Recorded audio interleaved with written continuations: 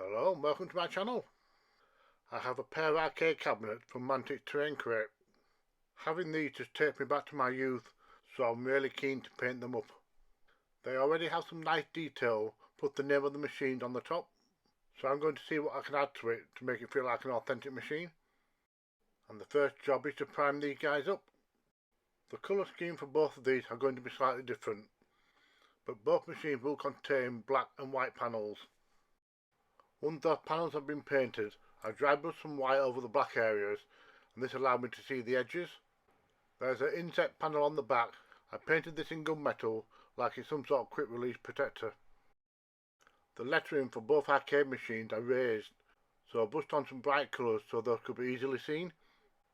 One is called Dead Zone and the other one is called Dread Ball.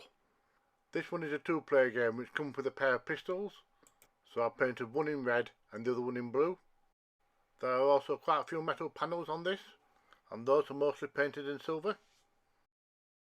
There are quite a few buttons to paint as well.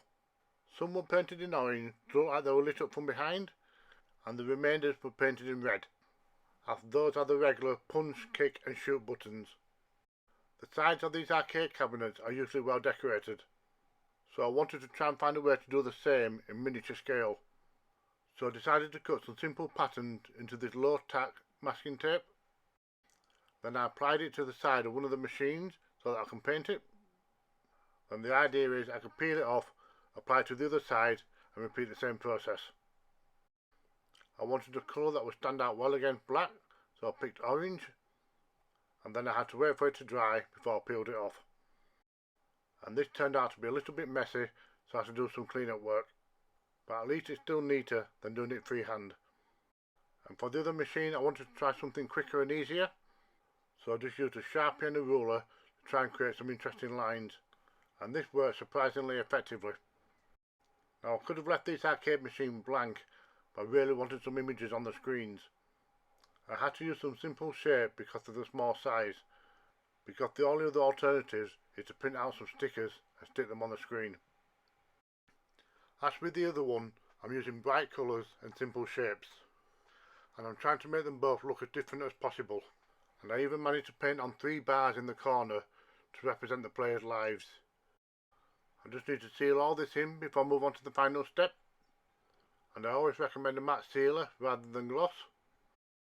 And speaking of gloss, I painted on gloss paint over the monitors to add a sheen to them, and this really does help make the arcade cabinets feel more realistic. And that's it, these cabinets are finished.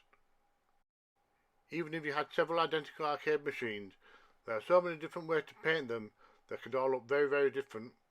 And as always, it's nice to paint something which is a little bit different, rather than just your standard miniature.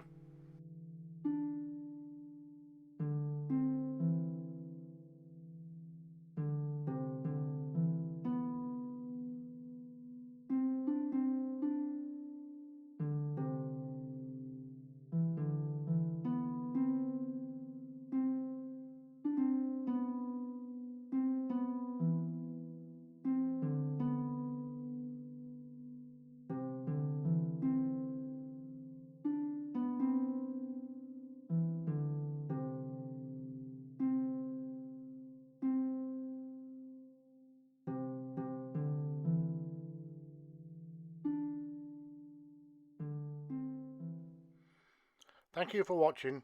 Don't forget, if I can do it, so can you.